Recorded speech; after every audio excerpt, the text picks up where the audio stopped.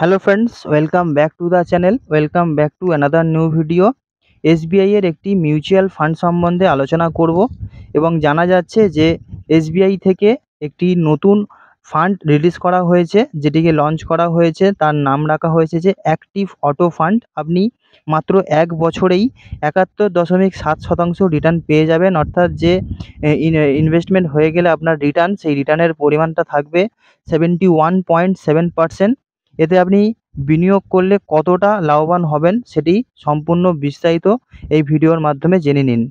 SBI তরফ থেকে চালু করা হয়েছে একটি নতুন এসবিআই এর মিউচুয়াল ফান্ড, যার নাম রাখা হয়েছে এসবিআই অটোমেটিভ অপরচুনিটিস ফান্ড। এবং এই ফান্ডের যে বেঞ্চমার্ক সেটি এখানে বলা হচ্ছে 71.7%।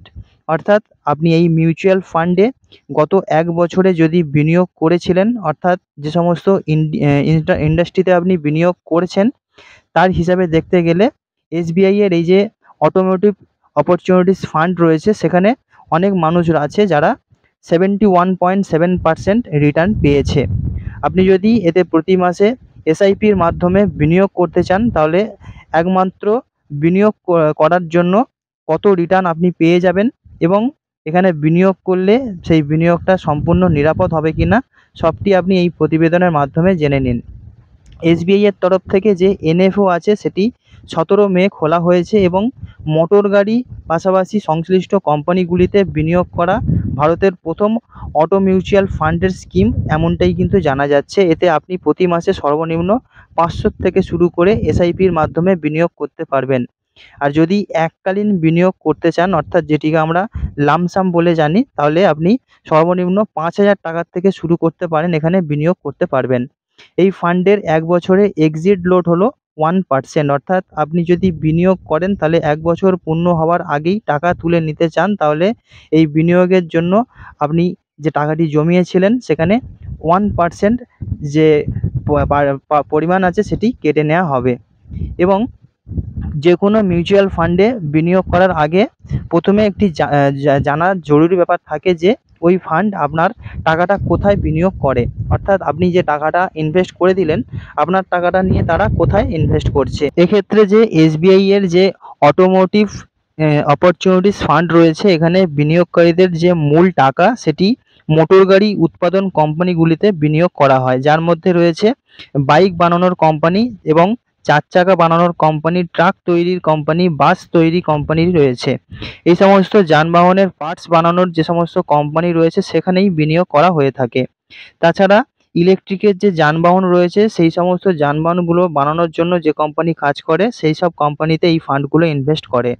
সঙ্গে ইলেকট্রিক যানবাহনের জন্য যে কোম্পানিগুলো টেকনোলজি প্রদান করে সেই সমস্ত কোম্পানিতেও এই কোম্পানিগুলো বিনিয়োগ করে। অর্থাৎ আপনি যদি এখানে বিনিয়োগ করেন তাহলে অটো সেক্টরের কোম্পানিগুলোতে বেশি পরিমাণে আপনি রিটার্ন পাবেন বলেই কিন্তু জানা যাচ্ছে। এছাড়া এসবিআই এর এই মিউচুয়াল ফান্ড সম্পর্কে আরও বিস্তারিত জানার জন্য এসবিআই মিউচুয়াল ফান্ডের যে অফিসিয়াল ওয়েবসাইট সেটিও ভিজিট করে আপনি জানতে পারেন। পৃথিবীর মধ্যে আমাদের দেশ সবথেকে বেশি ট্রাক তৈরি করে এবং বাস এবং মোটর বাইক উৎপাদন করে। এছাড়া দ্বিতীয় স্থান রয়েছে ভারত, যারা মোটর বাইক তৈরি করে। তবুও ১,০০০ জন ভারতীয়ের মধ্যে ৩৪ জন ৪ চাকা গাড়ি চালায়। সেখানে ইউএস অর্থাৎ ইউনাইটেড স্টেটস অফ আমেরিকাতে এর সংখ্যা হলো ৮০০ জন। অর্থাৎ প্রতি ১,০০০ জনের মধ্যে ৮০০ জন ৪ চাকা গাড়ি চালান এবং জাপানে সেটি হলো ৬১২ জন। অর্থাৎ প্রতি ১,০০০ জনের মধ্যে ৬১২ জন ৪ চাকা গাড়ি চালায়। অর্থাৎ ভারতে এর সংখ্যা আরও বাড়বে এবং ভারতে যে গাড়ির মূল্য রয়েছে সেই হারে কিন্তু আরও বাড়ছে। অর্থাৎ রাস্তাঘাটে আমরা যে গাড়ি দেখি সেই গাড়ি কিন্তু দিনের পর দিন একটু একটু করে বাড়ছে এবং বলা যেতে পারে যে বেশি গতিতে মানুষের ইনকামও কিন্তু অবশ্যই বাড়ছে। এই কারণে মনে করা হচ্ছে যে মোটর গাড়ি বিক্রির পরিমাণ ভারতে আরও প্রচুর বাড়বে। তাছাড়া ইলেকট্রিক যানবাহনের চাহিদাও এখন প্রচুর বাড়ছে। আর এগুলি যত বাড়বে এসবিআই এর অটোমোটিভ অপরচুনিটিস ফান্ড তত বেশি রিটার্ন দেবে, কারণ এসবিআই এর যে মিউচুয়াল ফান্ড সেটি মূলত অটো সেক্টরের কোম্পানিগুলিতেই বিনিয়োগ করে থাকে। তবে ভিডিও শেষ করার আগে অবশ্যই আপনাদেরকে একটি ডিসক্লেমার অবশ্যই জানাবো, সেটি হলো যে আমি এই যে ভিডিওর মাধ্যমে যে তথ্যটি জানালাম সেটি সম্পূর্ণ একটি ইনফরমেটিভ হিসাবেই কিন্তু আপনি গ্রহণ করবেন এবং বন্ধু, আপনাকে অবশ্যই আমি অনুরোধ করছি যে আমি কোনো securities and exchange board of ইন্ডিয়ার যে অফিস রয়েছে বা যে দপ্তরটি রয়েছে সেই দপ্তরের কিন্তু আর্থিক উপদেষ্টা নই।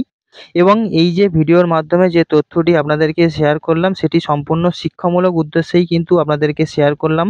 এই ভিডিওর মাধ্যমে কোনোভাবেই আপনাকে বিনিয়োগ করার জন্য পরামর্শ প্রদান করছি না। আপনি যদি বিনিয়োগ করতে চান, আপনার বিনিয়োগের সিদ্ধান্ত সম্পূর্ণ আপনার নিজস্ব গবেষণা এবং যে ঝুঁকি, সেই ঝুঁকি সহনশীলতার উপর ভিত্তি করেই আপনাকে নিতে হবে। অর্থাৎ এই বিনিয়োগের ফলাফলের জন্য ইনফো বেঙ্গল নিউজ চ্যানেল বা আমি আপনার জন্য কিন্তু কোনোভাবেই দায়ী থাকব না। তো বন্ধু, আপনি যদি ইন্টারেস্টেড থাকেন এসবিআই এর এই যে মিউচুয়াল ফান্ড, সেই মিউচুয়াল ফান্ডে টাকা জমানোর জন্য, তাহলে এসবিআই এর যে ব্যাংক রয়েছে সেই ব্যাংকে গিয়ে আলোচনা করতে পারেন বা এসবিআই এর যে ওয়েবসাইট রয়েছে সেটিও আপনি ভিজিট করতে পারেন।